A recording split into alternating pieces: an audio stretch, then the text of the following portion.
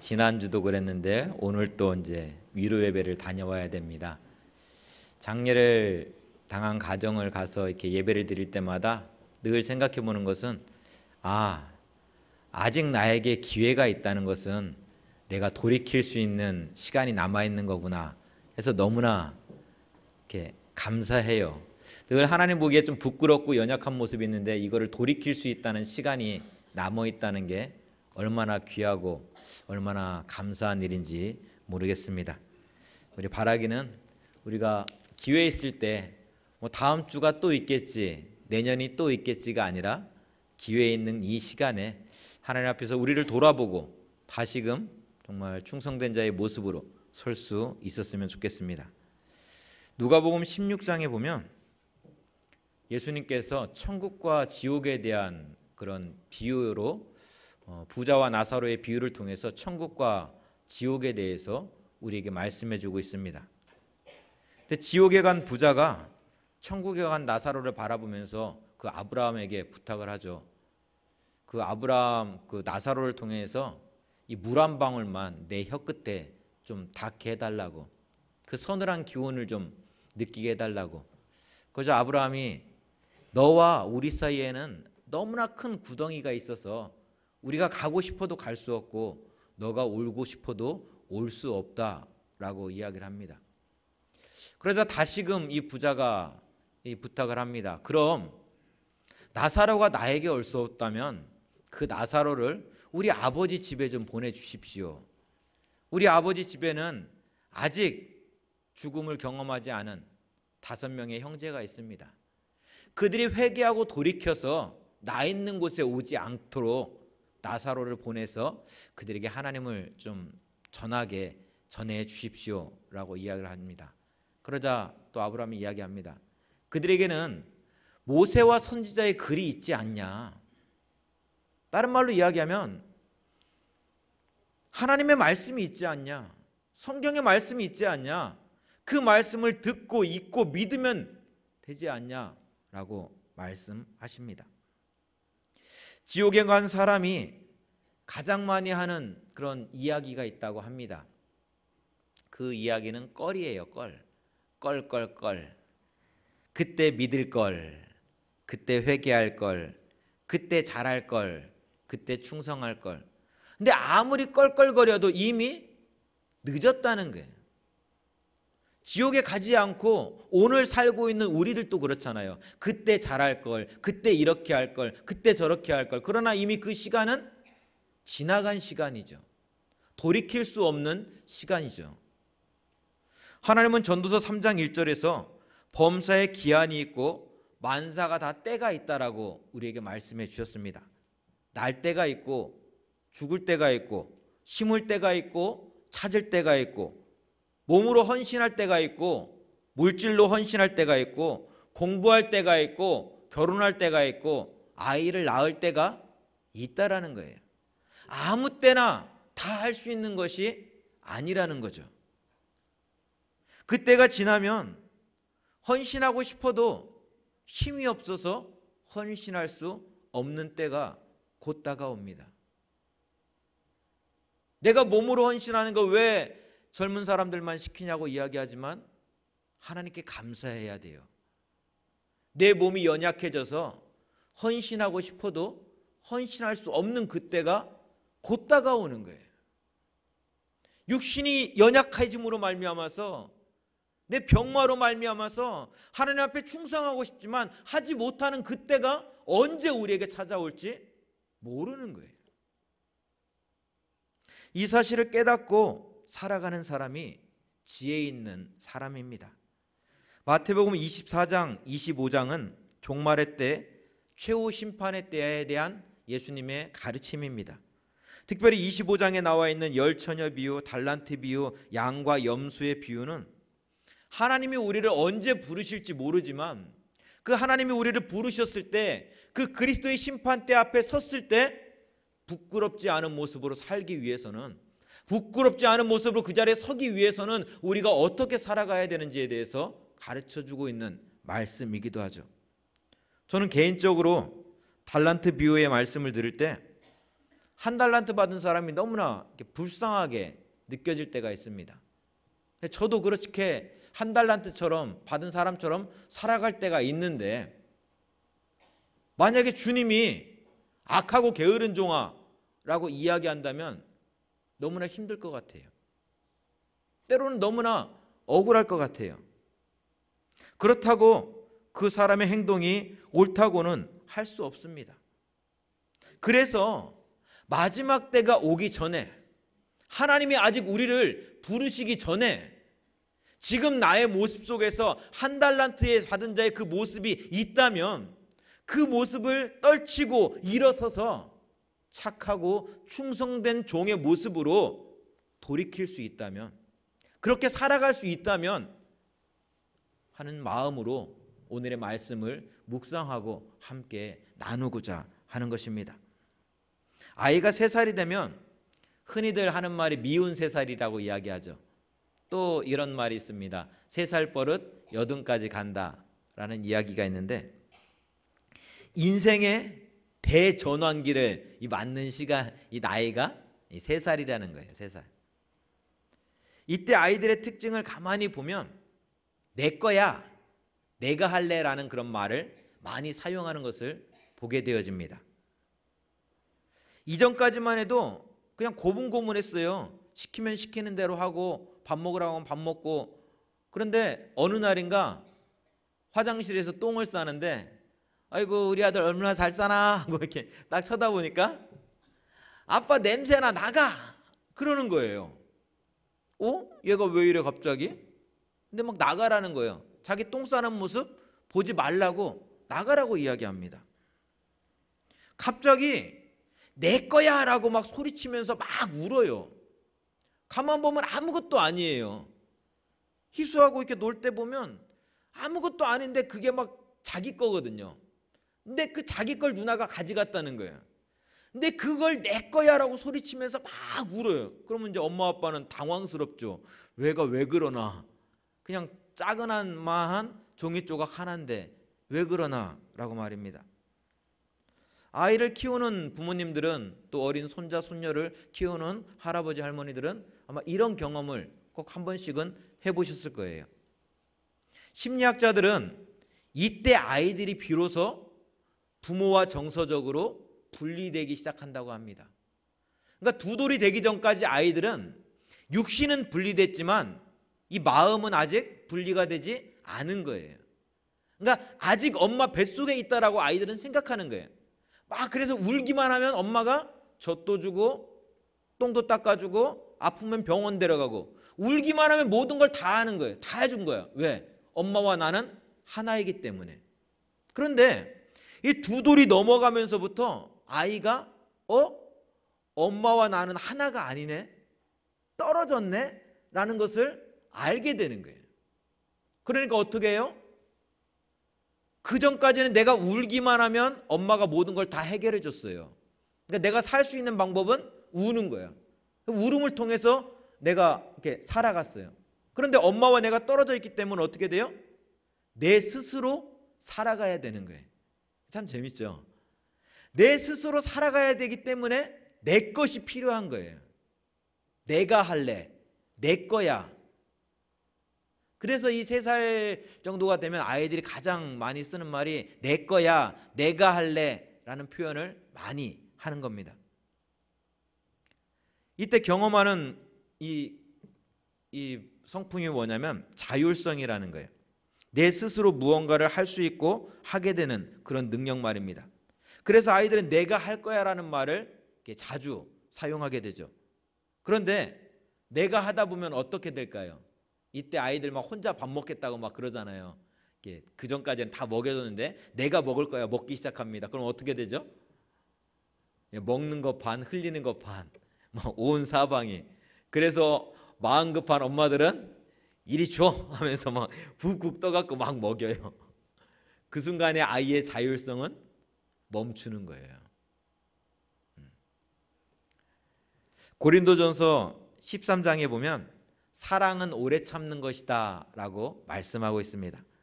아이 스스로 밥을 먹기까지 기다려주는 것, 온 사방에 흩어져 있는 밥알을 치우는 일이 때로는 힘들지만 인내함으로 그 바바를 치워낼 수 있는 것, 그것이 사랑이라는 거예요. 그로 인해서 아이의 자율성은, 아이가 스스로 무언가를 할 수 있는 능력은 만들어지는 거예요. 그렇게 한참을 먹고 난 후에 엄마가 도와줄까? 할머니가 도와줄까? 이야기하면 아이가 어떻게 하죠? 왜? 내가 막 해봤는데 잘 안 되거든요. 먹는 것보다 흘리는 게 더 많거든요. 그때 아이들이 경험하는 게 수치심이에요. 근데 이때 느끼는 수치심은 나쁜 감정이 아니에요. 세상 나 혼자 다 살 줄 알았는데, 내가 맘만 먹으면 다 할 줄 알았는데 안 되는 게 있구나. 그러면서 아이들은 겸손이라는 것을 배우게 됩니다. 그러니까 요즘 젊은 엄마들이 아이들 식당 가서 기죽이면 안 된다고 막 소리치고 막 떠들고 다니는데 그냥 놔두는 분들 있잖아요. 그러면 자율성이 커질까요? 수치심이 커질까요? 뭐 어떻게 될까요? 근데 이거는 좀 반만 알고 반은 모르는 거예요. 막 그렇게 돌아다니면 이 아이는 되먹지 못한 아이가 되는 거예요. 내가 막 살고 싶어도 안 되는 것이 있구나라는 것을 알므로 인해서 아이는 겸손이라는 것을 배우게 됩니다. 세상을 살아가면서 겸손이라는 게 필요하구나라는 것을 알게 되어지는데, 막 내 식대로 내 마음대로 살다 보면 그 겸손이라는 것을 배울 기회를 잃어버리게 되는 거예요. 문제는 어른이 되면 배웠는데도 아직 정서적으로 엄마와 떨어지지 못한 그런 사람들입니다. 그러니까 이전에는 마마보이라는 표현을 했는데 요즘에는 헬리콥터 맘이라는 그런 새로운 단어가, 신종 언어가 이렇게 등장했습니다. 그러니까 아이 주위를 뱅글뱅글 돌면서 아이가 원하는 것들, 아이가 필요한 것들을 다 해주는 거예요. 그러니까 그러다 보니까 이 아이는 내 스스로 뭔가를 해야 되는데 못해요. 그럼 엄마가 뱅글뱅글 돌면서 해주는 거예요. 대학에 갔는데도 과외 선생을 붙여주고, 대학을 갔는데도 누군가가 숙제를 대신해줘야 되고, 그런 일들이 계속 반복되어지는 거예요. 엄마 이거 어떻게 해? 아빠 이거 어떻게 해요? 이거 어떻게 해야 돼요? 늘 입에 달고 사는 것이 어떻게 해요? 어떻게 하면 되죠? 너 알아서 해. 그 말이 너무나 힘든 거예요.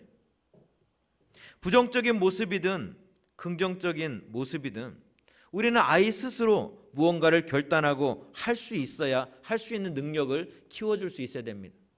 근데 결혼을 해서도 이 부모와 분리되지 못한 사람들은 어떻게 살아가냐면, 아내, 여자 같은 경우는 남편을 바라보면서 남편으로 바라보는 것이 아니라 아빠로 바라보는 거예요. 그래서 이 남편이 아빠처럼 대해주기를 원해요. 자상하고 따뜻하고 모든 걸 다 품어주고 모든 걸 다 안아주고.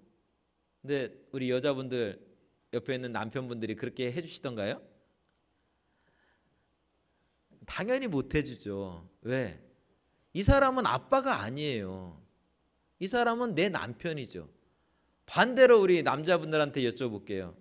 남자분들 중에는 이 아내가 엄마이기를 원하는 분들이 있어요. 엄마처럼 포근하고 엄마처럼 모든 걸 다 감싸주고 내가 징징대면 어이구. 그런데 여자들은 뭐예요? 내 남편이 듬직하게 서 있기를 원하는데 내 아들처럼 행동해버리는 거예요. 너무나 힘든 거죠. 그래서 부부 상담을 하면은 첫 번째로 하는 작업이, 그러니까 원가족과의 분리라고 하는데, 부모와 떨어지지 못한 사람들에게 있어서 그 부모와 떨어지는 작업들을 먼저 합니다. 부부의 문제를 가지고 왔는데 부부의 문제를 다루는 것이 아니라 엄마와 아빠와 떨어지는 작업을 먼저 하게 되는 거예요. 하나님은 창세기 2장 24절에서 남자가 부모를 떠나 그의 아내와 합하여 둘이 한 몸을 이룰지니라 라고 말씀하였습니다. 근데 부모를 떠나지 못하니까 몸은 하나가 됐는데 마음이 아직 하나가 되지 못하는 거예요. 아직 우리 마음 가운데 그런 모습이 있다면 우리 한번 따라해 볼까요? 내 남편은, 여자분들만 한번 따라해 봅시다. 내 남편은 아빠가 아니야. 한 번 더 따라해 볼까요? 내 남편은 아빠가 아니야. 우리 남자분들 한번 따라해 볼까요? 내 아내는 엄마가 아니야. 이 사실 하나만 깨달으면 아마 부부 생활이 지금보다 훨씬 더 행복해질 것 같아요. 왜? 아빠로, 엄마로 대하는 것이 아니라 한 남자로, 한 여자로 서로 대할 수 있기 때문에 말입니다. 이런 분리의 작업이 되지 않은 사람에게 가장 힘든 것이 있다면 그것은 내 스스로 알아서 해 라는 그런 이야기예요. 아무도 아무 말 하지 않고 그냥 떠나면 그냥 알아서 이 모든 일들을 해야 되는데 이 알아서 하는 일이 너무나 힘든 거예요. 왜? 내가 징징대면 엄마가 다 해줬는데, 내가 징징대면 아빠가 다 해줬는데, 아니 이거는 이렇게 하고 이렇게 하고 이렇게 해라고 늘 지시를 해줬는데, 그럼 지시한 것만 나는 열심히 하면 됐는데, 열심히 공부만 하면 됐는데 아무 말을 안 하는 거예요. 내가 알아서 하라는 거예요. 그러니까 어떻게 해야 될지 모르는 거죠. 아이 스스로가 스스로 하지 못한 모습 때문에 좀 속상해 하시는 분이 계십니까? 그렇다면 왜 너는 스스로 아무것도 못하냐고 윽박지르기 이전에 나는 정말 이 아이에게 스스로 할 수 있는 힘을 키워줬는가? 아니면은 내가 그냥 이 아이를 다 책임지고 지금까지 살아왔는가? 우리는 돌아볼 수 있어야 됩니다. 왜 못하니? 왜 너는 알아서 못해? 남들은 다 알아서 하는데 왜 너는 알아서 못해? 이 아이에게 책망하기 이전에 나는 이 아이에게, 이 사람에게 그런 지지와 격려를 보내주었는가 한번 돌이켜볼 수 있어야 하는 거죠. 주인이 잠시 집을 비우고 여행을 가면서 종들을 불러서 각기 그 재능대로 5달란트, 2달란트, 1달란트를 맡기게 됩니다. 그런데 문제는 이 달란트를 맡기면서 이렇게 해, 이렇게 관리해, 너는 가서 저 농장을 관리하고, 너는 저기 가서 공장을 관리하고, 너는 저기 가서 장사를 좀 하고, 이야기를 해줬으면 좋은데 아무 말 없이 각기 재능대로 5달란트, 2달란트, 1달란트를 남겨두고 그냥 떠나버렸어요. 차라리 이 돈을 가지고 이것저것 하라고 이야기했으면 좋겠는데, 좋았을 텐데 아무 말 없이 그냥 맡겨주고 떠난 거예요. 우리가 잘 아는 것처럼 이 1달란트는 결코 작은 돈이 아닙니다. 1달란트는 600데나리온의 가치가 있는 돈입니다. 이 1데나리온은 노동자의 하루 품삯이에요. 그러니까 1년에 300일을 일한다고 했을 때 이 1달란트는 1년에 3억, 2년어치 600데나리온이니까 그러니까 6억에 해당하는 돈이 바로 이 1달란트의 값어치입니다. 그러니까 6,000데나리온 1달란트 해서 6억의 값어치가 있는 거예요. 그러니까 주인이 이 종에게 1달란트 각기 그 재능대로 5달란트, 2달란트, 1달란트를 맡겼다는데 그 얘기는 30억, 12억, 6억의 가치를 바라보면서 그 재능을 바라보면서 그것을 맡겼다는 거예요. 대단하지 않아요? 주인이 나의 가치를 30억으로 봤다는 거예요. 나의 가치를 12억으로 봤다는 거예요. 나의 재능을 6억으로 봤다는 거예요. 그리고 그거를 다 맡겨놓고 그냥 훌쩍 떠나버렸어요. 여러분이라면 어떻게 하시겠습니까? 주인이 종들에게 달란트를 맡겼을 때 이 5달란트 받은 종은 바로 가서 그것으로 장사해서 5달란트의 이윤을 남깁니다. 2달란트 받은 사람도 그렇게 하죠. 하지만 1달란트 받은 사람은 가서 땅을 파고 그 주인의 돈을 이렇게 감추어 둡니다.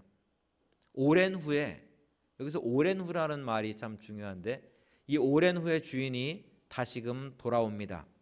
돌아왔을 때 5달란트 받은 사람은 5달란트 주셨는데 제가 5달란트를 남겼습니다 라고 10달란트를 가져가요. 2달란트를 받은 사람도 2달란트를 주셨는데 2달란트의 이윤을 남겼습니다 하면서 4달란트를 가져가죠. 근데 1달란트 받은 사람은 주인을 두려워하여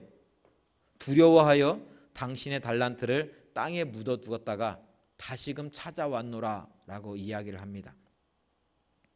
마지막 심판의 때 하나님 앞에 섰을 때 하나님께서는 우리에게 셀 수 없는 그런 재능들을, 가치들을 허락해 주셨는데 그 재능들을 하나님의 나라를 위해서, 하나님이 지으신 이 세상을 위해서 사용하지 못하고 섬기지 못하고 땅에 묻어두었다가 그대로 가지고 나온다면 우리는 하나님 앞에서 악하고 게으른 종이라는 이야기를 듣게 될 것입니다.